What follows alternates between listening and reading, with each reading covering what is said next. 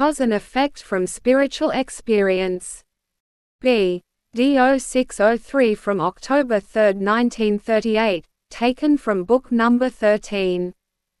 All spiritual experience is cause and effect at the same time.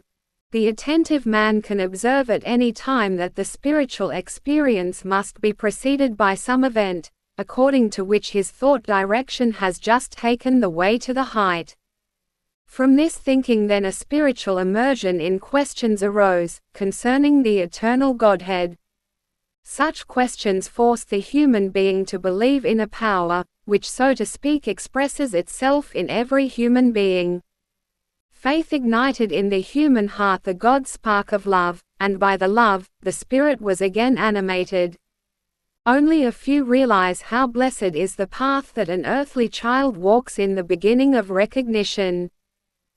To have entered the bridge which reaches over into the eternal kingdom is of incalculable advantage for the earthly child, for it is spared the unspeakable struggle in the hereafter, and on entering the hereafter it can also soon pass over into regions of light and leave behind all suffering on earth.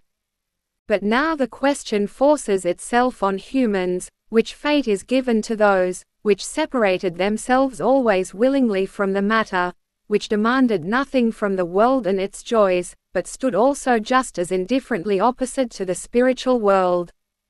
These were both spiritually and physically sluggish and found their satisfaction in the state of complete inertia. Their body was indeed little captivated by earthly desire, but also their spiritual well-being was not particularly close to their hearts.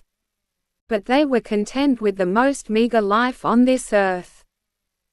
Such people must have extraordinarily strong inner experiences which shake them out of this lethargy of body and soul, so that then the actual activity begins and they now devote themselves fully to their task.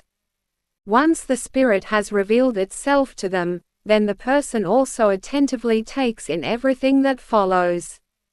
He observes now attentively all events around him, begins to think and draws now from each experience his use for the soul.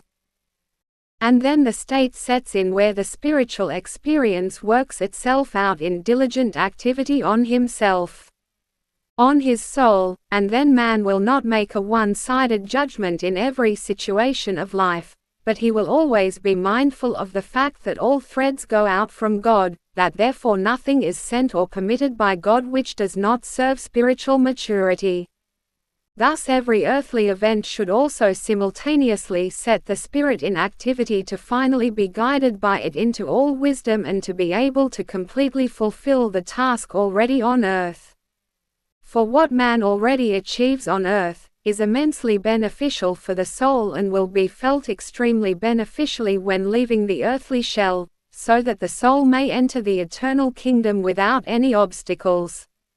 The Kingdom of Peace. Amen.